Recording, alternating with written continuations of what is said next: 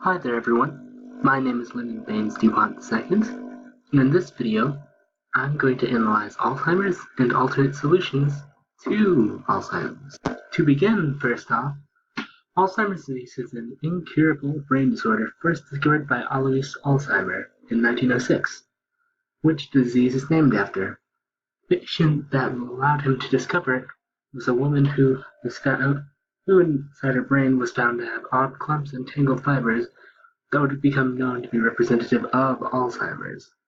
Now, the disease largely impacts older adults in their 60s, with some rare cases of early onset Alzheimer's appearing in adults in between their 30s and 60s. This does not take away from how severe it is. As stated before, the disease is incurable, and it's estimated 5.7 million people live with Alzheimer's in the US in 2018.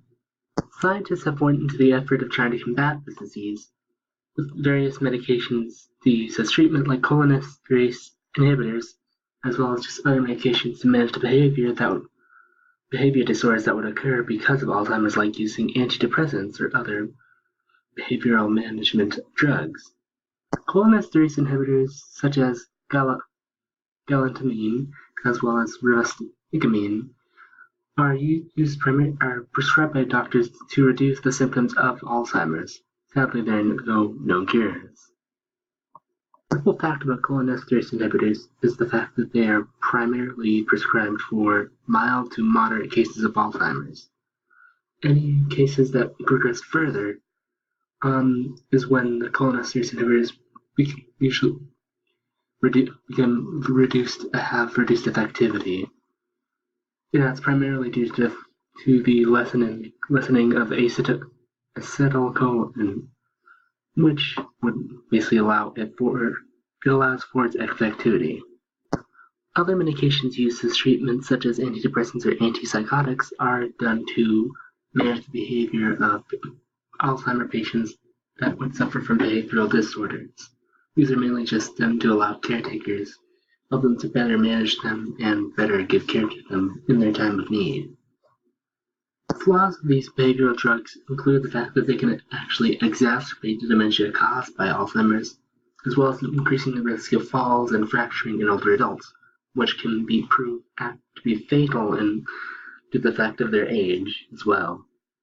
This is why I decided to encourage the investigation and experimentation of alternate treatments, such as phosphodiesterase inhibitors, tau aggregation inhibitor treatments, as well as higher fat diets as well.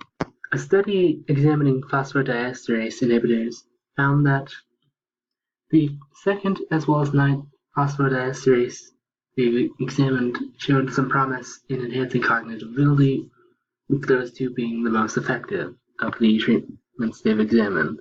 A tau aggregation inhibitor therapy study found that methylthiazonium chloride, one of the first tau aggregation medications, could demonstrate some promise as an alternative to treating amyloid aggregation, which acts as a large part for the buildup of the plaque and other aspects that led to the degradation of the brain in patients of Alzheimer's.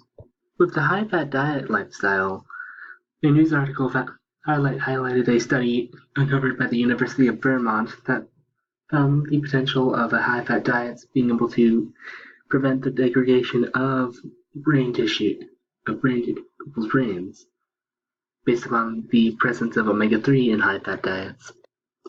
These were found to be more effective with patients that had mild cases of Alzheimer's disease, rather than more severe ones, though.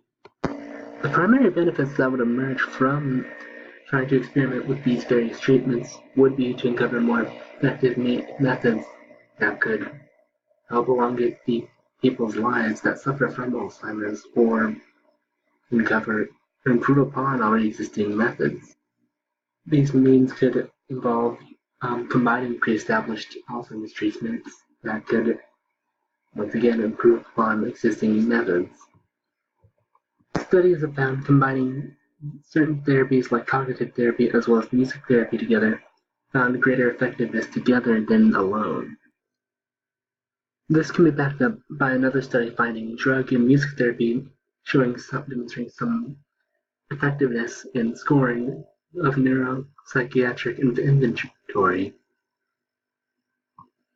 The main aspect to bolster is the fact that many of these studies show some promise of potentially even preventing Alzheimer's from occurring before it has the ability to occur. As one study using rodents found that the period just after birth shows some important impact for developing and potentially developing and vulnerability to Alzheimer's disease later in life.